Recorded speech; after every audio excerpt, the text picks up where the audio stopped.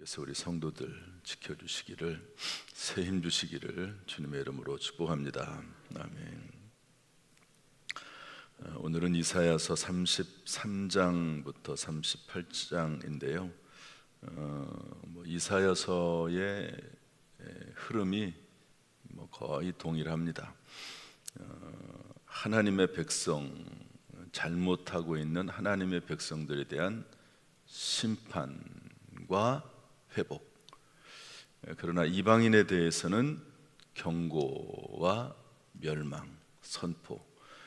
하나님의 백성에 대해서는 심판하시지만 회복될 것이라고 하는 약속이 있습니다.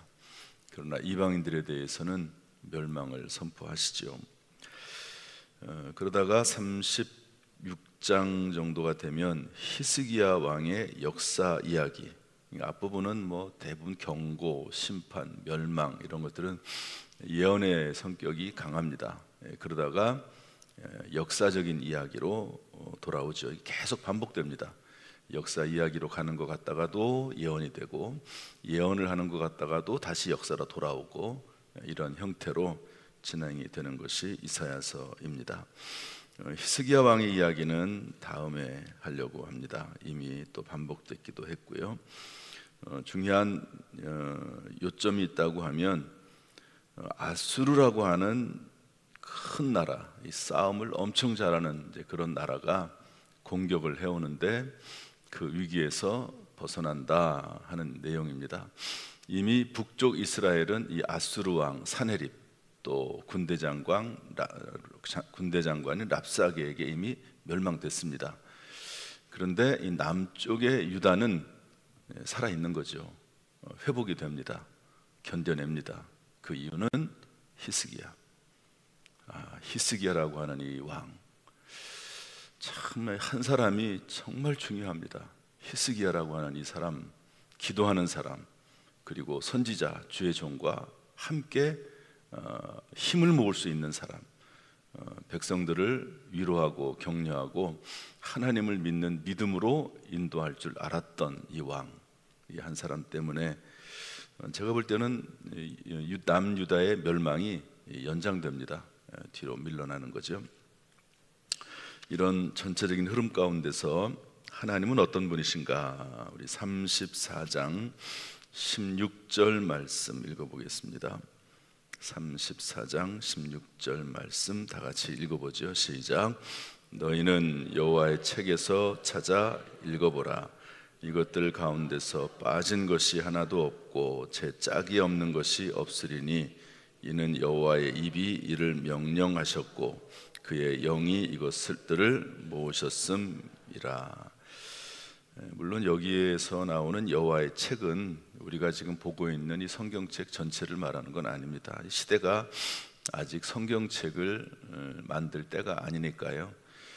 여기서 말하는 여호와의 책은 아마 모세 오경일 것입니다. 그리고 전해져 오는 선지자들의 어떤 글들, 또 예언서들, 그런 것들을 의미합니다. 이런 것들을 보면 여호와의 입이 명령하셨고 하나님의 영이, 성령이 이것들을 모아서 우리에게 선포한 말씀이다. 그러니까 하나님의 예언의 말씀이 계속 선포되어 있고 되어가고, 그 다음에 과거에 하시던 하나님의 그 말씀들이 계속 이어져 오는데, 이것은 하나님의 약속의 말씀이고 예언의 말씀이고 반드시 이루어질 것이다 라고 하는 그런 말씀입니다. 따라서 하나님은 말씀하시는 분이시고 말씀하신 바를 이루시는 분이십니다. 따라서 할까요? 하나님은 말씀하신 분이시고 말씀하시는 바를 성취하시는 분이시다. 그래서 에스겔서 보면 이를 만들어서 성취하신 하나님, 이렇게 되어 있습니다. 성경의 말씀은 그 내용이 빠진 것이 없고 하나도 제 짝이 없는 것이 없고 완벽한 하나님의 말씀인 줄로 믿습니다. 오늘도 이 말씀 따라 사는 사람들에게 위로해 주시고 소망 주시고, 말씀 자체의 능력이 있어서 말씀이 우리의 심령 속에 박히기만 하면 그냥 한 귀로 왔다가 한 귀로 흘러가고, 또 그 말씀에 잘 따르지 못해서 그렇지, 말씀에 따라 살면 반드시 말씀대로 하나님이 역사하실 줄로 믿습니다. 이번에 우리 대신방을 하면서 쭉 물어보거든요. 여러분도 한번 생각을 한번 해보십시오. 그런데 의외로 하나님의 말씀이 떨어졌는데 그 말씀에 순종하지 못해서 늘 마음에 이렇게 부담감이 있는 분들이 꽤 많더라고요. 제가 그런 이야기들을 잘 안 물어봤는데 어떻게 이번에는 그런 쪽으로 이렇게 물어보게 됐습니다. 그래서 하나님 앞에 하나님의 말씀이 떨어졌을 때 크든 작든지 간에 순종해서 그 열매를 얻게 되는 그런 일들이 있느냐, 그렇게 물어봤는데 의외로 대답을 잘 못하세요. 한참 생각을 해도 이제 하나님 말씀대로, 분명히 하나님 말씀이 뭔지는 아는데 그대로 순종을 못하는 거죠. 그래가지고 당연히 이제 열매도 없죠. 그런데 열매만 없는 게 아니라 마음에 죄책감도 있는 거예요. 그런 분들이 꽤 있더라고요. 그래도 하나님께서 그 영혼을 사랑하시고 하나님의 자녀로 부르셨으니까 하나님의 백성인 것은 맞지만 어떤 열매들이 없는 거죠. 그런 모습들이 이제 꽤 많이 보이는 것을 봤습니다. 그렇지만 여러분, 하나님의 말씀에 순종할 때 하나님께서는 반드시 열매 맺게 하시는 줄로 믿습니다. 하나님의 말씀이 우리의 삶 가운데 흥왕해서, 초대교회 부흥은 말씀의 부흥이거든요. 이 말씀이 부흥하니까, 하나님의 말씀이 부흥하니까 삶이 변화가 되고 말씀에 순종해 살다 보니까 역사가 나타나는 거죠. 그런데 또 성령께서 강력하게 역사하니까 또 말씀의 부흥이 일어나요. 참, 이게 어떻게 보면 하나님의 은혜가 강력하게 임해서 말씀이 일어나게 되고, 말씀이 일어나니까 또 하나님의 영이 또 더 강력하게 임하게 되고, 이런 것들이 선순환이 되는 거죠. 이런 영적인 선순환, 이런 은혜가 우리 교회 가운데, 우리 자녀손들 가운데, 우리 삶 가운데 임하기를 주님의 이름으로 축복합니다.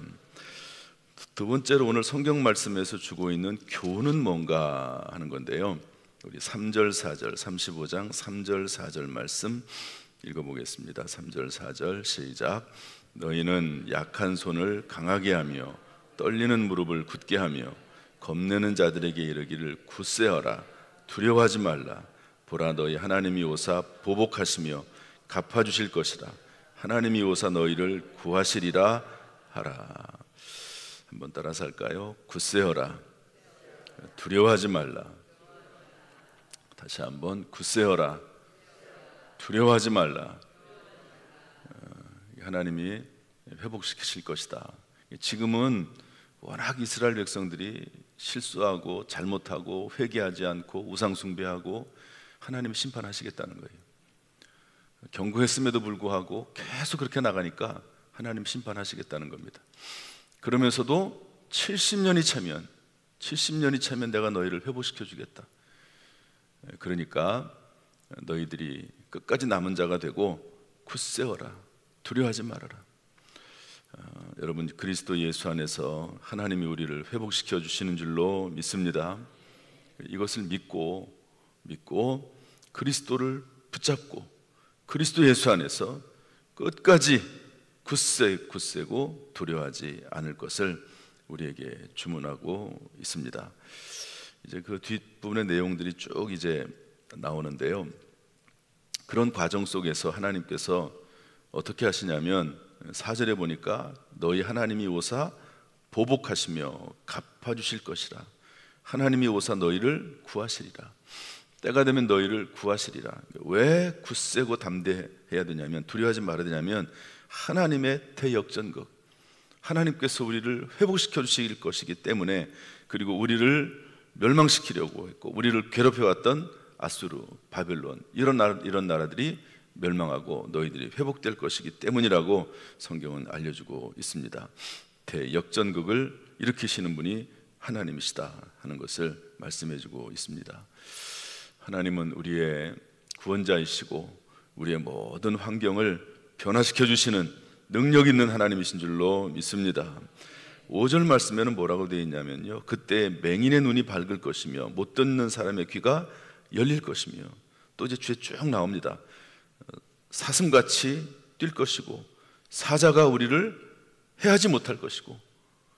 이것도 물론 이제 양면성이 있습니다. 성경 예언서는 항상 양면성이 있습니다.